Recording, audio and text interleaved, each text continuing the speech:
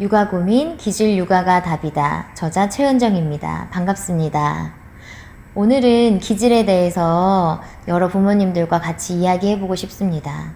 기질 하면 많이 들어보셨죠? 아마 익숙한 단어실 거예요. 하지만 우리 아이 기질이 어떤 기질인가요? 라고 우리가 물어보거나 생각해 보게 된다면 어떤 기질인지 대답하기엔 좀 모호하실 겁니다. 그래서 우리는 이 기질이 뭔지 오늘 이야기 나누고 왜 기질을 우리가 알아야 되는지에 대해서 얘기 나눠보려고 합니다. 기질, 이건 아이가 타고난 경향성이고 타고 태어나는 것입니다. 한자로 보면 기운기, 바탕질. 그래서 아이가 그 존재 자체로 본연에 가지고 있는 기운이죠. 그래서 모든 아이들은 자기만의 독특한 기운을 가지고 그 경향성대로 자연스럽게 흘러갑니다. 그런데 우린 여기서 좀 궁금한 것이 있을 거예요. 많이 들어보시던 그 성격과는 어떤 게 다른지 아마 이게 궁금하실 텐데요. 기질은 변하는 게 아니라고 했고, 그리고 기질은 아이가 타고난 독특한 경향성이라고 했죠. 그 기질을 가지고 아이들은 살아갑니다.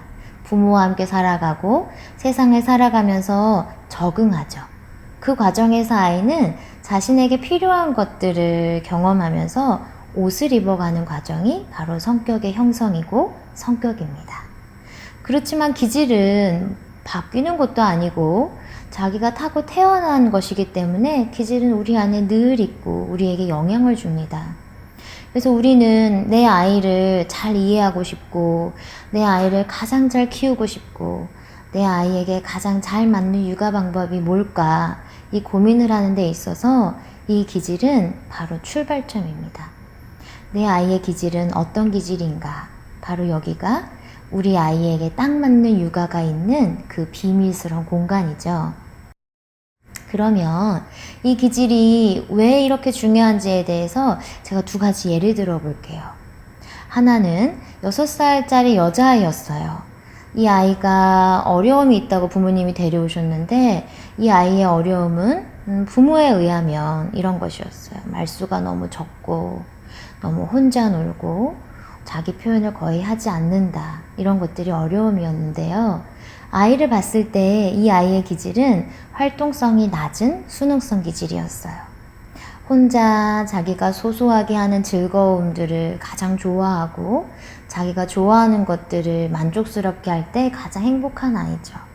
그런데 부모님께서는 이 아이가 조용하고 느린 것들이 뭔가 문제가 있다고 생각하셔서 더 잘 해준다고 했던 것들이 말을 많이 걸고 여러 가지 자극을 주고 여러 군데에 돌아다니고 아이가 새로운 경험을 할 수 있도록 계속 개입을 했던 게 부모님의 양육 방법이었어요. 이 양육 방법은 활동성이 낮은 수능성 기질 아이에게는 전혀 맞지 않는 방법이에요.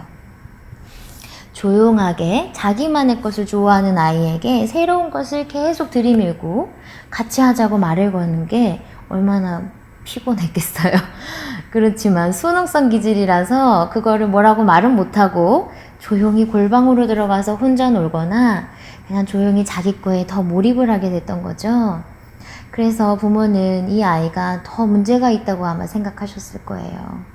그래서 결국 이 아이는 부모와 함께 자기가 좋아하는 놀이를 소소하게 경험하면서 그 안에서 자연스럽게 소통하고 대화하면서 자기의 속마음도 얘기할 수 있는 아이, 부모에게 원하는 걸 요구할 수도 있는 자기 기질답게 편안하게 표현하는 아이가 되었죠. 또 반대의 경우도 있어요.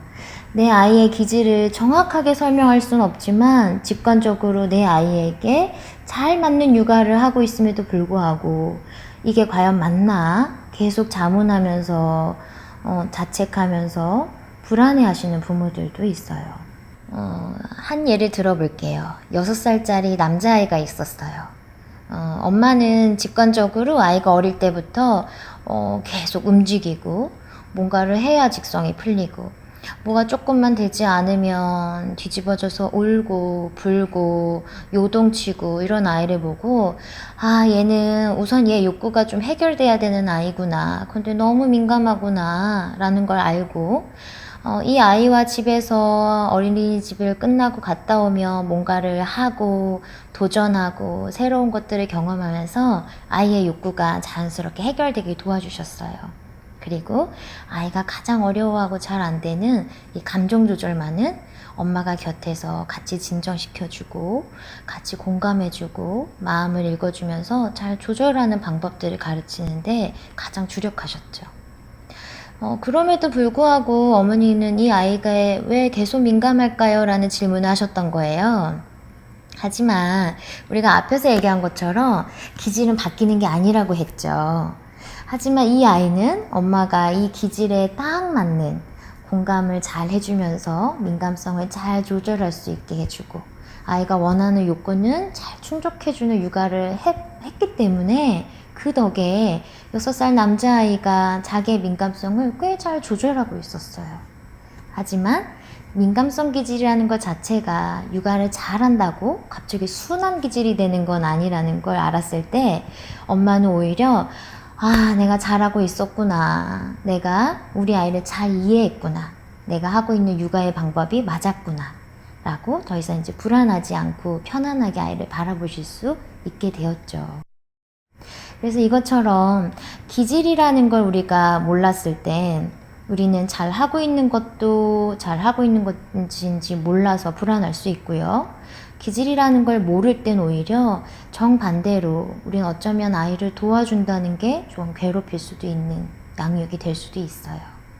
그래서 기질은 우리 아이가 타고난 경향성에 딱 맞는 우리 아이에게 가장 맞는 육아를 하기 위한 첫 번째 단추죠. 그래서 아이를 키우시는 모든 부모님에게 육아의 비밀은 바로 내 아이의 기질에 있다는 것을 알려드리고 싶습니다.